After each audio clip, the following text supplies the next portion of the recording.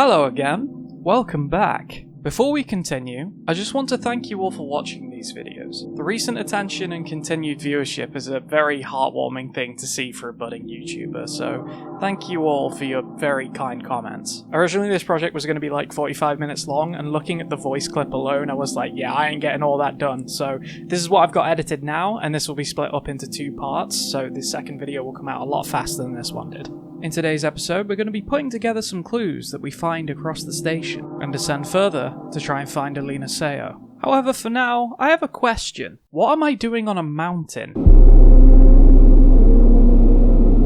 Besides the letter from Camilla, we find a radio implant for Elster. Now, I'm sure you're wondering why a radio specifically designed for replicas is sitting on a box on Ariane's table.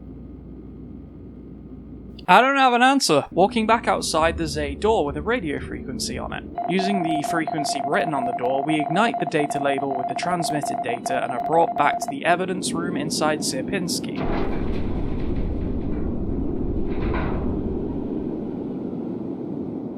So, what other stuff does the radio do? Someone from inside the facility has access to the safe codes and is broadcasting them on different frequencies. But it's not the protectors, it's one of the workers. Inside a very red interrogation room, we find a note with the codes, each code a frequency next to a labelled object. Around the various rooms of these next few floors, we find safes with symbols on them that correspond to these labelled objects. And tuning into the frequency gives us the codes necessary to open the safe.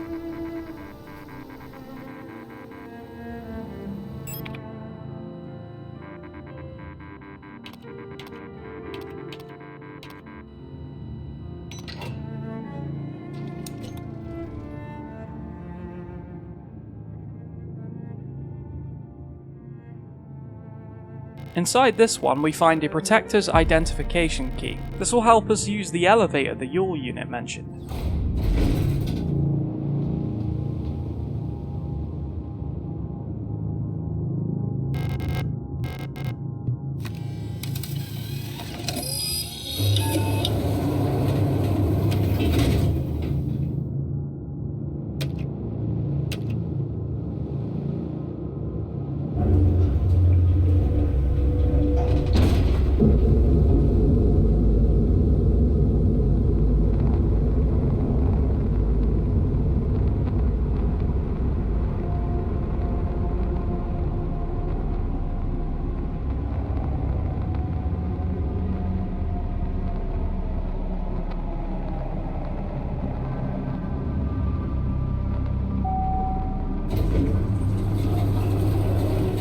Well, despite trying to go to floor 4, the elevator dumped me at the nearest floor after that power outage. It's not all bad though, the developers were nice enough to give us a shotgun. As I mentioned before in this series, I'm not going to take you through every step of this game. On this floor there's a door that requires 5 keys to open, and as you can imagine, this floor is pretty much all Beggs. The keys are 3/5 element themed. There's a fire key in the incinerator room, an air key in an air vent, and a water key in a flooded room. The other 2 are a blank key and a gold key. All 5 keys have their own dedicated puzzles. For example, the water key has you drain the 4th floor of water after a flood. To do that, you have to balance a reservoir.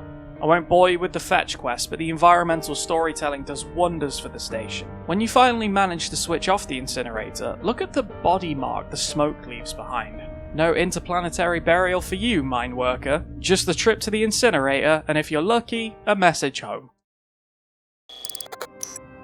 In the medical wing, the next entry in Alina's diary appears. Something is wrong. Nobody will tell me what's happening, but ever since I woke up, everyone has been behaving strangely. The protectors won't let me leave my room and return to work, even though the wound from my fall is already healed. I think there must have been an accident in the mine. I overheard 2 Yules whispering in front of my room that they're running out of staff. I'm worried something has happened to Elster. I haven't heard from her in a while. I can't just sit around here any longer. So, in the timeline of this station, I think this is where things started going wrong. And in another section of the medical wing, we get some details of what that meant for the staff. This unlucky Yule unit first got severe nausea and headaches, and started vomiting oxidant fluid during work. In case you didn't know, oxidant fluid is basically replica blood. Apparently, Sierpinski's staff have no idea what's going on, other than that there are similar cases with many of the other patients. And even worse, it's not a Replica exclusive disease either. It progresses similarly in Gestalts too, with symptoms including but not limited to hypotension, high fever, dehydration, internal hemorrhaging, strong cognitive decline within the first 24 hours, alopecia, and purpura. Now, I'm not a doctor, but that sounds like radiation poisoning to me. Exposure to carcinogenic pathogens from whatever they've got the Gestalts mining. The skin starts peeling off after a mere 5 days. Gestalts tend to die at this stage from a myriad of untreated symptoms, but apparently replicas tend to vary. In the oxygen tent next to the note, the Yule unit has effectively no skin left. She's basically a breathing mass of bloodied biomass. I think it's safe to say that whatever they found in those mines was never worth finding, and it's a safe bet that whatever they did find probably did this to the station. Getting back on track, let's talk about the remaining keys. The blank key has a pretty interesting puzzle to it, where after finding it, we have to print the code onto the key in order to get the door to accept it. And the code for that is on another key, jammed inside a rock. In order to get the actual code, we have to use an X-ray machine. I'm just as confused as you are. Earlier, we picked up a new toy, an eye implant that allows us to take in-game screenshots to take with us. I use this for exactly this puzzle, and nothing else. The gold key, however, is a lot more interesting, and a lot more weird. To get it, you need to put a videotape into a TV.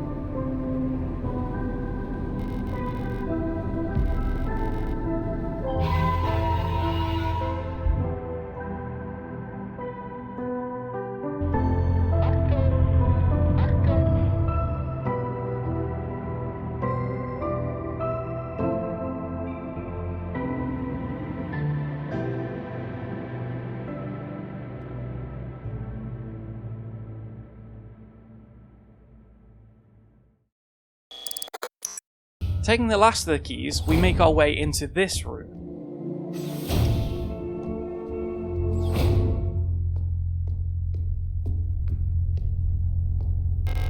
If there's one rule I know about survival horror games, it's that they don't gear you up for no reason.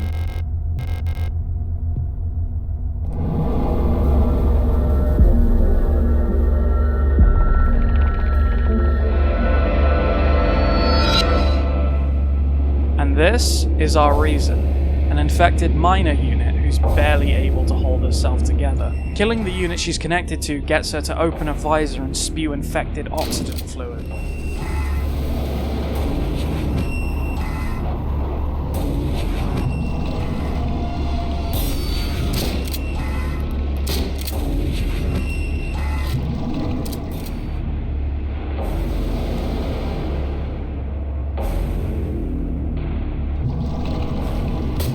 She's finally gone down for the last time, we get another cutscene.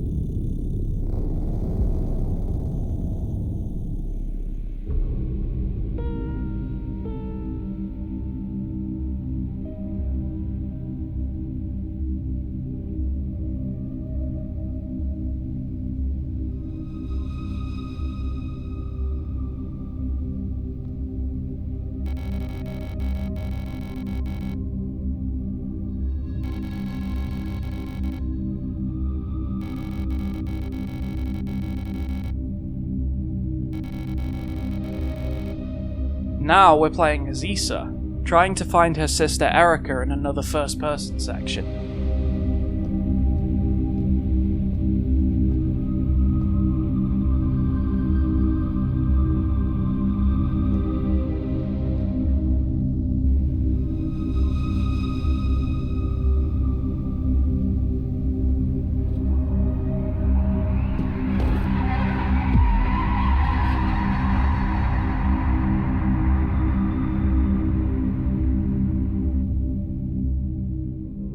When we wake up, we're greeted with a shocking sight.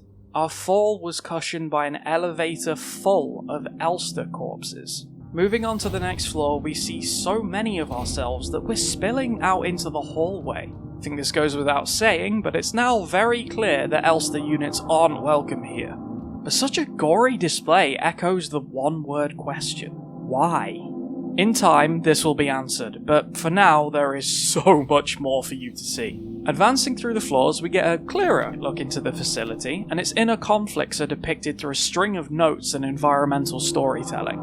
So, I think it's about time we started to talk about our fellow replicas and what they were meant to resemble. Quick heads up though, the abbreviations and names of these units are translated from German to English, so whilst they won't make complete sense in their acronym, they do in the game's original language. For starters, let's talk about Yule units.